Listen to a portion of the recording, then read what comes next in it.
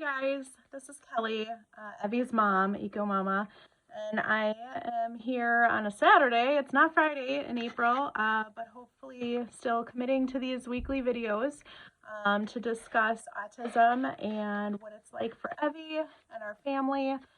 And I'm going to tell you, I was begging on my stories yesterday. I do a video the next day, I promise. I was just really tired, and I actually really wanted to talk about, this is perfect, how the pandemic has affected Evie and what we are doing for her today, and some of the things that she's struggling with currently that are related to routine. Routine is super important for a lot of people with autism. Whether or not they express the importance of the routine, there is definitely like a comfort, I think, in doing things the same way. I mean, a lot of people experience that, you gravitate towards doing things the same way because why?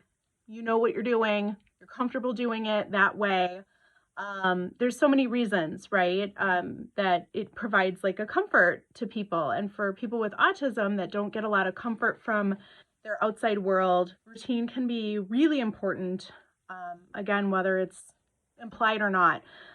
Evie has not really ever been one that's been so hung up on routine that, like, let's say I can drive a different way to the grocery store and it doesn't like throw her into a tizzy. Okay. So some kids have such a powerful photographic memory, and they have such a routine base that they need to have things done the same way, to the point of driving the same direction or doing the same thing in the morning in the same order in order to be successful for their day.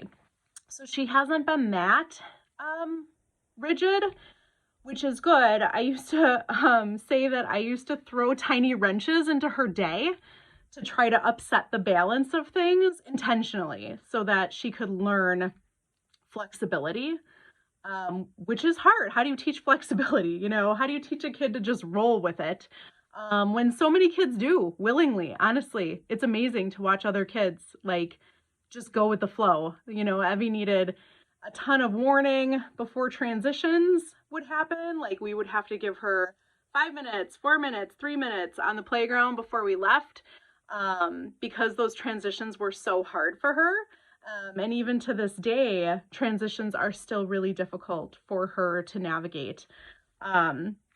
So a couple of things that I've noticed with her, and this week has been extra difficult because we have been doing virtual school this entire year, since last March, when we got the call that we couldn't come back to school. And Evie at this point has developed and found comfort and routine at home and does not want to go back anymore. So this is a whole nother thing that I wasn't really expecting to deal with. However, we're very supportive of her and want to continue to keep her willingness to learn and her motivation to do her schoolwork in that comfort level for her. So we're staying home. But this week, some of her classmates returned to school. And so her schedule changed. And the poor kid, and her poor special ed teacher, who she totally unloaded on and was like, "This is ridiculous. I can't believe this is happening. Why didn't y'all figure this out ahead of time? How can you possibly be making changes now?" And I gotta tell you, her schedule didn't change that much, okay? Like, 2 of her classes were flip-flopped, and some of them shifted by maybe like 10 minutes, okay? That was enough to throw her off. And she's also the kid who, when we have school days that are off, if we have a Monday off of school, that whole week is thrown off. Versus a Friday that just rolls into the weekend is a little bit more acceptable for her. She can handle that better. And it's so funny because I know this about her, but other people don't know this about her, or would even consider that to be a problem. People be like, a day off is a day off. Like, who cares if it's on a Wednesday or a Friday? It doesn't matter. but it's the way that her schedule rolls throughout the week, and she's so familiar with it and she's so hinged on it that she can't accept when something like that changes. You know, if a Monday is off, she doesn't know what day it is anymore. She thinks that Tuesday is now Friday and everything is wacky. And it's how she responds to that that's just been really interesting, to see that that still affects her. And again, she has coping strategies, she has things that she does to help herself, but it still is a really big deal for her. So, you know, we've been trying to support her as much as we can through this pandemic and through schedule changes.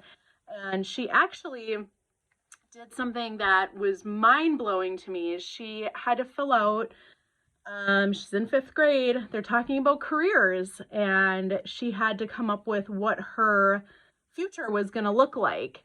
And you know, of course, we have, you know, Evie, and she would love this to go on forever. She really would. But she responded in a way that was unexpected. And she said that she wanted to be open to wherever the universe takes her. And that, for somebody who needs the level of control that she can't even allow for a 10-minute switch in her schedule, for her to say that was so huge. And she has realized through this pandemic that she can't expect things to go the same way as they have. You know, the pandemic kind of ruined everything for her as far as her plans and, you know, her expectations. And so if anything good has come out of this, it's been that she is starting to be more flexible in her mindset about, at least about what she's going to do come the future. So it's kind of cool to watch. But that's why I was so tired yesterday, because it's been a really long week and schedule changes, woo, they're really hard.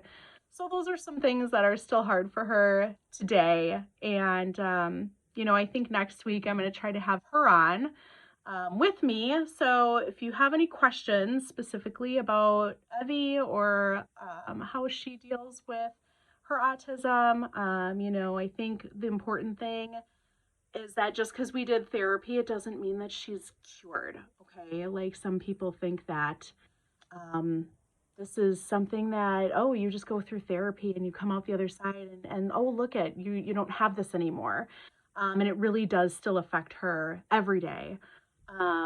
And some ways are harder than others, but it's still there very much.